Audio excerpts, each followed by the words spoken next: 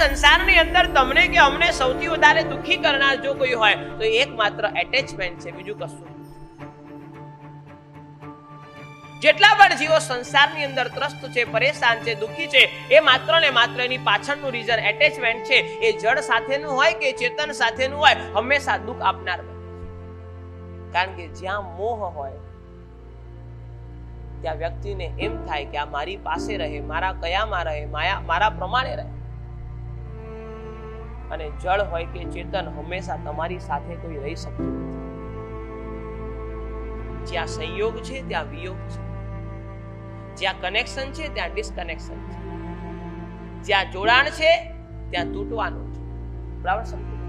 છેવટે આપણને એ જ સમજાવે છે કે વસ્તુ હોય કે વ્યક્તિ હંમેશા તારું કોઈ નથી. અને માટે કીધું કે પ્રેમ રાખવાનો, મોહ નહીં રાખવો. પ્રેમ અને મોહમાં બહુ તફાવત છે. તમને બાંધીને રાખે એનું નામ મોહ છે, અને તમને મુક્ત કરી દે એનું નામ પ્રેમ છે. તમને હંમેશા લેવાની ઈચ્છા જાગે એ મોહ છે, અને તમને હંમેશા આપવાનું મન થાય એ પ્રેમ. બહુ મોટો તફાવત છે પ્રેમ અને મોહની અંદર. વ્યક્તિઓ તફાવતને સમજી શકતા નથી, પોતાના મોહને વધારતા જાય, અને વૈરાગ્ય જીવનની અંદર આવી શકે નહીં.